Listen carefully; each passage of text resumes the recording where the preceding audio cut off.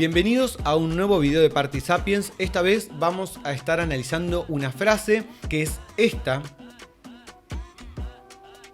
Pero antes quiero decir una cosa, ahora la voy a leer, la vamos a analizar parte por parte. Quiero decir que este video, además de hacerlo para analizar esta frase, que es lo que vamos a hacer ahora, estoy haciendo para difundir también mis clases de filosofía. Que si les interesa, al final del video voy a dejar un flyer y voy a dejar datos de cómo hacer para inscribirse. Pero van a ser los miércoles a las 19 durante el 2021. Así que bueno, un poco presento también las clases y ahora sí vamos a analizar la frase para que el video no sea tan largo esta vez. Me represento un problema en mi intento por resolverlo, pero representarme el problema no es resolverlo. Sin embargo, forma parte de la solución. Vamos a tratar de analizar esta frase filosóficamente en un ejercicio de filosofía a o vivo. No, no es a o vivo. Bueno. Ay, no, ya estoy diciendo chistes malos. La puta madre. Después me dicen que tengo comentarios de otros videos que dicen ojalá hiciera menos chistes. Ya veo que este video no les va a gustar, pero bueno, no importa. Entonces vamos a analizar esta frase a ver si nos sale. ¿Qué significa esto? Bueno, fíjense que acá hay una cuestión que es que si yo me puedo representar el problema, como dice, me represento un problema en mi intento por resolverlo, significa que el problema es algo que antes de mi acción de representar es todavía algo no representado, irrepresentado o irrepresentable. Entonces acá la primera cuestión es detectar que se está poniendo el lugar del problema como un irrepresentable o un irrepresentado. Ahora, este problema, en el camino hacia su solución, ¿está la representación? O sea, en un problema yendo hacia la resolución, ¿se encontraría con la representación en el medio? ¿La representación sería algo que está entre un problema y su resolución? Esta es la pregunta que nos estamos haciendo con esta frase. Me represento un problema en mi intento por resolverlo, pero representarme el problema no es resolverlo. O sea, ya la segunda línea estaría respondiendo algo de esto. Sin embargo, ¿forma parte de la solución? ¿Cómo? Entonces, lo que está preguntando es, ¿el problema con la representación sumada es un problema resuelto? Bueno, después dice, no es un problema resuelto. Entonces, ¿qué es? Es un problema representado, que sería otra cosa, un problema narrado. ¿Qué es un problema representado? Es una narración que da cuenta de los términos en que se expresa el problema. Eso es un problema representado. Ahora, ¿esta narración forma parte de la resolución? ¿Cómo? ¿Por qué? Entonces, esto lleva a que nos metamos un poco en esta pregunta que es ¿qué es una representación? En varios videos de este canal ya estuvimos hablando de esto, es un tema que me interesa mucho, que lo investigo, que es como algo que en general leo bastante sobre esto porque es una cosa que me preocupa mucho, pero ahora no vamos a poder en este video, que intento que sea más breve, dar cuenta de todo lo que se podría decir sobre esta palabra porque se nos iría el video, pero sí puedo decirles que si van a estos dos videos que están en el canal de YouTube, Lenguaje, Representación y Performance, parte 1 y 2, tiene 19 minutos de duración el primero, 22 minutos el segundo, no tiene tantas vistas, pero si quieren verlo, creo que en estos videos podrían encontrar un poco más desarrollado el problema de la representación de lo que vamos a poder desarrollarlo en este video. Y en menor medida también creo que en estos dos videos, cómo hacemos una mirada filosófica del arte y ficción y realidad, qué relación puede haber, creo que también un poco se dicen algunas cuestiones sobre esto que pueden estar buenas para sumar. Lo que vamos a decir mientras tanto es que por representación vamos a entender una imagen que reemplaza a un real ausente en su efecto y lugar. ¿Qué sería esto? Es decir, una imagen, un signo que ocupa el lugar y surte el efecto de un referente. O sea, por ejemplo, yo digo agua y me traen agua. O sea, las consecuencias del significante agua. Bueno, esto de que digo agua y me traen agua depende del contexto. Pero es que yo me voy a mojar finalmente. O sea, es como que la palabra ocupó el lugar en una cadena causal de esa cosa. Es como que digo agua y luego vienen los efectos del agua, ¿no? O sea, ocupa el lugar y surte el efecto de un referente. Esto es como decir, de alguna manera, que es una imagen detenida, aparece esta idea de la detención, que ocupa el lugar y surte el efecto de un movimiento. Como diciendo, la imagen del agua, la palabra agua, está detenida, es una detención, y en cambio el agua real formaría parte de lo real moviente, siempre moviente, y por lo tanto de un movimiento. O sea, aparece la idea de la detención ligada a la imagen y la idea del movimiento ligada a lo real. Es decir, es como decir, es una detención que ocupa el lugar de un movimiento. O sea, una detención, un signo que ocupa el lugar de un movimiento real. Hasta acá estamos más o menos con esta definición de representación que estamos obviamente, inventando provisoriamente y de manera muy rústica para poder seguir adelante con esta reflexión. Entonces, vamos a quedarnos un segundo en esta definición. Detención que ocupa el lugar de un movimiento.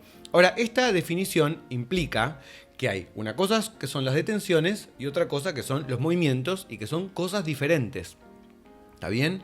Pero, ¿esto es así? ¿Existen realmente detenciones como cosas separadas de movimientos? Vamos a ver que si todo es movimiento, como habíamos dicho hace un rato, esta idea de que todo es movimiento, ¿cómo podría haber detenciones? Esto es una pregunta filosófica muy interesante. Si decimos todo es movimiento, la totalidad de lo todo se mueve constantemente. Bueno, pero entonces ¿cómo puede haber detenciones? Vamos a analizar un poco esto. Esta idea de que todo es movimiento es una idea que, si la damos por verdadera, la idea de la detención implicaría que es una idea falsa. ¿Está bien? Ahora, ¿qué es una idea falsa?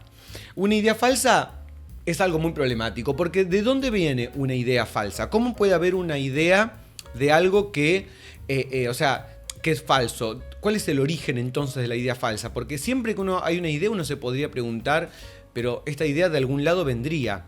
O sea, si debe haber algo de donde esta idea proviene. Y si la idea de tensión no corresponde en ningún grado al ser en general, entonces sería directamente una idea falsa. ¿Y de dónde vendría? ¿Del diablo? ¿De la falsedad? O sea, ya se ve que la idea de lo falso es una idea de la que me quiero alejar, como que no me interesa, porque no me interesa la idea de la falsedad. O sea, me parece que en este análisis es como que me lleva por un lado que no está bueno, entonces lo vamos a descartar este camino, y vamos a ir por otro camino que es detenciones y movimientos. No es que sean falsos o verdaderos, sino que son relativos a un cuerpo. Un cuerpo que se detiene y un cuerpo que se mueve. Si pensamos en las detenciones y los movimientos como relativos, no como falsos o como verdaderos, sino como relativos a un cuerpo, entonces ahí sí podemos pensar que no es lo mismo una detención con movimiento. Ahí sí son diferentes. Ahora, cuando uno dice todo es movimiento, todo se mueve, está pensando en una idea de movimiento de la totalidad. O sea, un movimiento absoluto. Y en este sentido sí es diferente el movimiento absoluto, el movimiento de lo total, el movimiento de lo todo, a la detención que solo podría ser relativa a un cuerpo. Entonces acá se ve que la diferencia no es la diferencia entre lo verdadero y lo falso, sino la diferencia entre lo relativo y lo absoluto. Ahora bien, ¿esto qué implica? Que desde el punto de vista de la totalidad, de esa totalidad de movimiento, lo que se llama detención es en realidad una ralentización, o sea, una disminución relativa de la velocidad. Y eso sería lo que desde el punto de vista de la totalidad puede ser pensado como una detención relativa. Pero si la totalidad se está moviendo, no habría nada que se detiene, sino que lo que se detiene es lo relativo a un cuerpo, es decir, que desde el punto de vista de la totalidad sería una ralentización, una disminución de velocidad.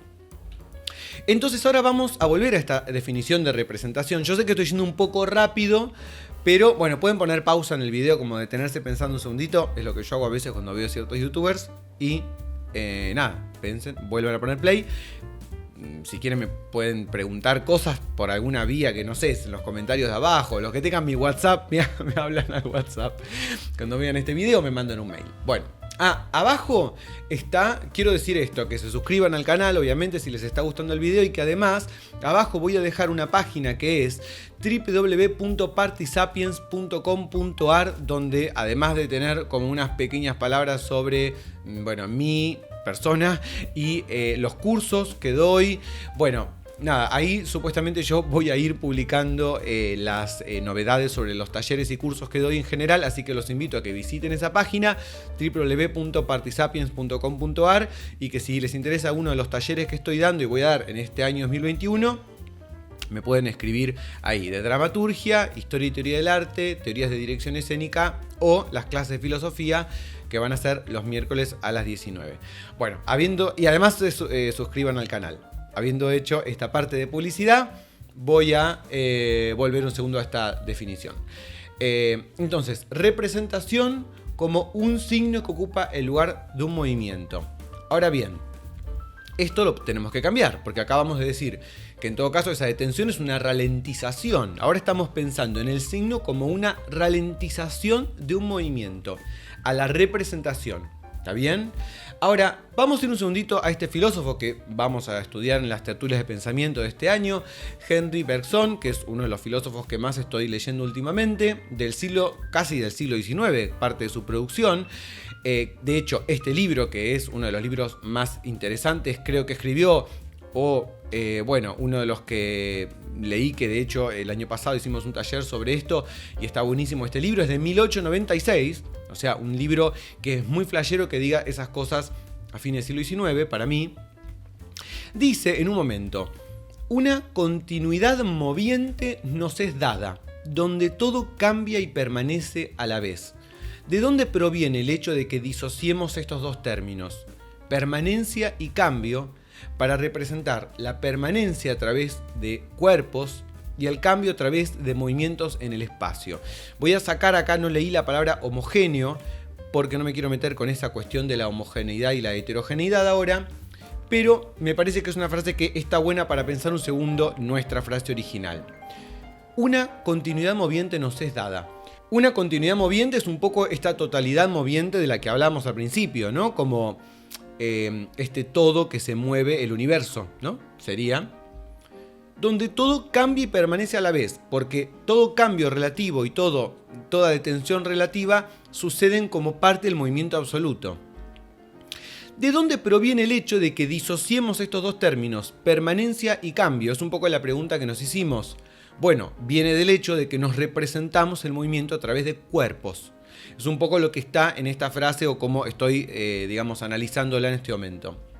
Entonces, esto lleva a una idea que es: el movimiento no es un accidente de un cuerpo. No es que primero está el cuerpo y al cuerpo le sucede el movimiento, sino que el cuerpo es un accidente del movimiento. El movimiento de la totalidad es sustancia primera. Esto es una idea muy bergsoniana, del movimiento, que el movimiento es un absoluto respecto a la materia. Es decir, que el movimiento es primero respecto a la materia. En todo caso, un cuerpo sería un recorte de la materia, que es ese que llamamos un cuerpo, sería un accidente de un movimiento o del movimiento. Esto está en este libro Materia y Memoria, capítulo 4. En otro sector del libro dice: el movimiento capaz de prolongar su pasado en su presente. Vamos a quedarnos un segundo con esto. La idea de que el movimiento implica una capacidad de prolongar el pasado en el presente. Si esto es así, ralentizar algo, o sea, disminuir la velocidad de algo, sería meter más pasado en el presente, acumular más pasado en el presente. Si yo digo que algo lo hago más rápido, significa que mi presente, o sea, donde la velocidad se acelera, ese presente veloz, es un presente que tiene menos pasado metido, más volcado hacia el futuro, hacia el límite entre el presente y el futuro. En cambio, un movimiento ralentizado, un movimiento lentificado, es un movimiento lento, es un movimiento donde se hace ingresar en el presente más pasado. Esta idea la podemos ahora captar intuitivamente, no la podemos desarrollar, pero está en el libro de Bergson. Y vamos a decir que entonces, esto es una representación. Una representación, habíamos dicho, es una ralentización. También sería entonces una acumulación de pasado. Y bueno, por otro lado, no otra cosa es la memoria. La memoria es una acumulación de pasado y una representación implica memoria. Así que acá ya tenemos algo más sobre representación. Volvemos un segundo entonces a la frase original que vamos a analizar. Me represento un problema en mi intento por resolverlo, pero representarme el problema no es resolverlo. Sin embargo, ¿forma parte de la solución? ¿Cómo? Fíjense que todo lo que analizamos sobre representación ya nos echó un poco de luz sobre cómo podríamos abordar esta frase. Vamos ahora a la diferencia entre problema y resolución.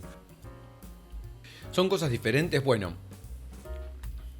con Gilbert Simondon, un filósofo francés del siglo XX, que también forma parte de las lecturas del taller de filosofía de este año, vamos a decir que toda existencia hace avanzar su devenir a través de resolución problemática, como si fuera un método con el cual el ser hace avanzar su devenir o toda existencia. Bueno, ¿cuál es ese método? Es el de resolución problemática. ¿Qué significa eso? Significa que así es, a través de resolución problemática, como avanza el ser. Resolución y problema no serían, desde esta mirada, cosas separadas, sino que son fases de un mismo proceso, que es el proceso de ontogénesis, o sea, el proceso de generación del ser. Ontos, en griego, significa ser, génesis, generación, origen, entonces, inicio, entonces, cómo se genera el ser, cómo se da nacimiento el ser. Bueno, ese proceso se llama ontogénesis. El proceso de ontogénesis, el continuo proceso de ontogénesis, es un proceso que avanza por resolución problemática, y esto de resolución y problema serían fases de este proceso. Todo podría ser problema o todo podría ser resolución, depende del punto de vista. Son relativos. Otra vez aparece esta idea de lo relativo. Todo problema es de por sí una solución a un problema anterior, y toda solución es problemática, es decir, plantea un problema futuro. Esto no significa que no existan resolución y problema, sino que como términos son relativos a una posición de observación. O sea, depende de una posición del observador para pensar que eso, en ese contexto, es una resolución y aquello un problema. ¿Qué es entonces resolver un problema? ¿Qué significa lo de resolver un problema? ¿Quién resuelve? ¿Yo? ¿Cuál es el sujeto que resuelve un problema? Acá habría una pregunta interesante. Porque yo, ¿qué es yo? Yo es la representación de mi persona. Y habíamos dicho que representación era memoria, acumulación de pasado. O sea, yo es el conjunto de los recuerdos que tengo de mi persona. O sea que, si yo es la representación de mi persona, ¿cómo puede ser que yo resuelve un problema si es el pasado de mi persona recordado? Entonces, ¿qué significa que un sujeto resuelve un problema en un uso abusivo de las comillas? Ya que resolución y problema son fases relativas del ser, relativas a una posición subjetiva, mi persona como problema, porque mi persona es también un problema, es la que se resuelve en el mismo grado en que resuelve un problema. O sea, el problema en realidad se resuelve solo, la resolución es impersonal, pero nosotros podemos formar parte de esa resolución en la medida en que nos movamos con el problema mismo. O sea, si resolución y problema son relativos a una posición subjetiva, mi persona dice que resuelve un problema en la medida en que mueve, es decir, resuelve su propia posición subjetiva junto con el problema. La persona que dice que resuelve un problema en realidad se resuelve a sí misma junto con el problema, haciéndose parte del problema. Es decir, participa del movimiento que lleva de una fase del ser, problema, a la siguiente, resolución. Participar de la resolución de un problema es ubicarse con una acción en el futuro de ese problema, ya que el mismo ser avanza en esa dirección. Entonces, si yo me ubico en el futuro del problema, me voy a ubicar en la resolución del problema, ya que la resolución está inevitablemente en el futuro del problema. Es decir, participar de la resolución de un problema es saltar al futuro, es ir al futuro, viajar en el tiempo. Resolver un problema es entonces viajar al futuro. Estamos hablando de viajes en el tiempo, sí. Estamos hablando de esto. Estamos hablando de viajes en el tiempo. Resolver un problema es viajar al futuro, en el sentido en que lo entendían Marty McFly y... no me acuerdo el nombre del profesor, pero lo voy a poner acá escrito por algún lado. Entonces vamos a volver a la frase. Me represento un problema en mi intento por resolverlo, pero representarme el problema no es resolverlo. Sin embargo, ¿forma parte de la solución? ¿Cómo? Representarme el problema no es resolverlo, es acumular pasado, memoria a su alrededor. Es expresarlo con mis recuerdos, o sea, con mis signos. Pero, ¿forma parte de la solución? Sí, la solución implicaba un viaje al futuro, habíamos dicho recién. Acá vemos que pasado y futuro aparecen en esta frase, aparecen en este análisis como cosas que podemos imaginar como opuestas. Y, bueno, se está preguntando si una cosa puede formar parte de la otra, ¿no? O sea, representarme el problema puede formar parte de la solución, siendo que uno es acumular pasado alrededor del problema y el otro es viajar al futuro del problema. Bueno, es lo que nos estamos preguntando. Sí, puede formar parte, es la respuesta que vamos a dar. Siempre y cuando esa ralentización del tiempo, es decir, esa acumulación de pasado, me permita viajar al futuro, dar un salto cuántico al futuro. Y esto es lo que dice Henry Bergson de lo que es un acto subjetivo. Es lo que hacen las personas cuando actúan resolviendo un problema de la vida. Acumulan pasado alrededor de un problema y utilizan esa acumulación de pasado para dar un salto al futuro. Mi representación del problema formaría parte de la solución del problema siempre que me sirva de trampolín al futuro, mi representación. Entonces, ¿qué es un trampolín? Y esto nos lleva a Wikipedia y tenemos una imagen de una chica saltando. Y una definición que dice: los trampolines son tableros utilizados para el salto que cumplen una función de muelle. Hacemos clic sobre la palabra muelle y eso nos lleva a esta otra entrada de Wikipedia. Redirigido desde muelle. Se conoce como resorte a un elemento elástico capaz de almacenar o acumular energía y desprenderse de ella sin sufrir deformación permanente cuando cesa las fuerzas o la tensión a la que es sometido. Entonces, esto se acerca un poco a lo que veníamos diciendo. Si mi representación es capaz de almacenar, acumular energía potencial en forma de pasado, capaz de desprenderse de esta energía en el momento en que cesa una fuerza que se le aplica, es decir, que es capaz de impulsar un movimiento hacia el futuro usando esa energía potencial, entonces si se cumplen estas condiciones, entonces sí va a formar parte del problema, de la solución del problema, perdón. O sea, sí puede ser un trampolín.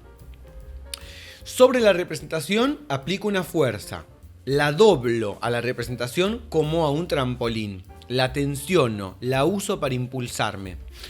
Es decir, ahí tenemos la tabla, esa es la representación. Podemos preguntarnos en una pequeña deriva cuál es la fuerza que doblaría mi representación, o sea, cuál sería en esta metáfora, esta analogía, el cuerpo.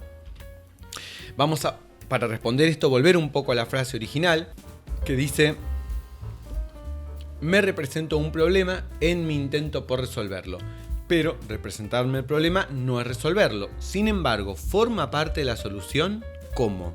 Ahora, hay algo, ¿no? Acá que es: ¿por qué me represento un problema en mi intento por resolverlo?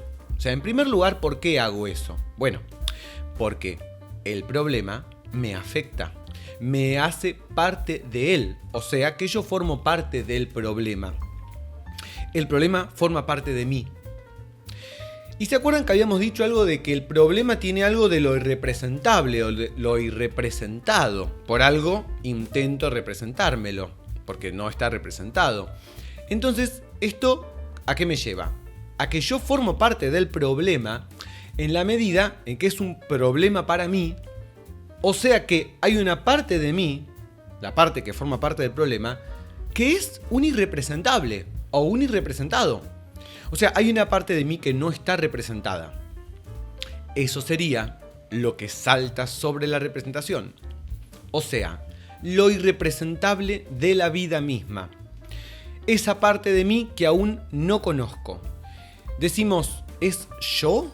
Bueno, Yo era el pasado recordado de mi persona, representado de mi persona, por lo tanto no sería del todo yo.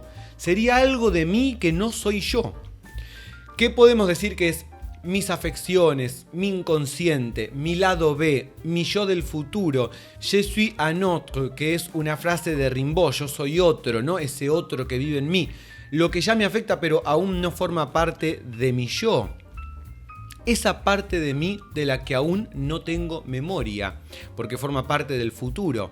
Bueno, algo de todo esto es un poco lo que estamos queriendo decir con eso de lo irrepresentable de la vida, lo que me afecta pero que aún no tengo representado y ya lo estoy usando para doblar mis representaciones. Mi representación es la máquina, es el trampolín que uso para salir del problema, o sea, como en un salto, pero también para salir de mí hacia el futuro, salir de mi yo del pasado hacia mi yo del futuro, del mismo modo que salgo del problema como una expresión del pasado del ser para ir hacia la resolución como una expresión del futuro del ser.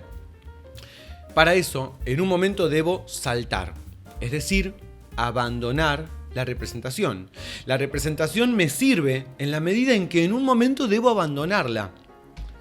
Saltar al futuro con una acción. Bien, esta es la única resolución posible del problema. Abandonar la representación, la única resolución posible. Y con esto creo que ha quedado bastante analizada la frase.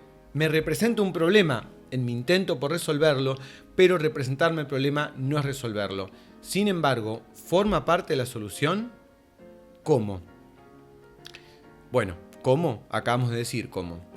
Saltando al futuro, viajando en el tiempo y utilizando la representación como una acumulación de pasado que nos sirva para dar ese salto, pero que a su vez va a implicar en un momento abandonar nuestra representación del problema, porque va a formar parte del pasado.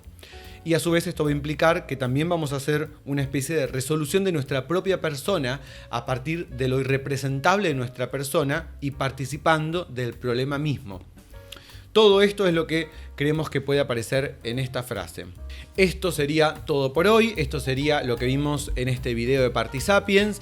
Bueno, muchas gracias si llegaron hasta acá, les pido que se suscriban al canal y no se olviden que si les interesa estoy dando unas clases de filosofía que van a ser los miércoles de 19 a 21 que se llaman Tertulias de Pensamiento. Me pueden contactar a esta dirección de correo electrónico, no se olviden de visitar esta página web y nos vemos en el próximo video de Partisapiens.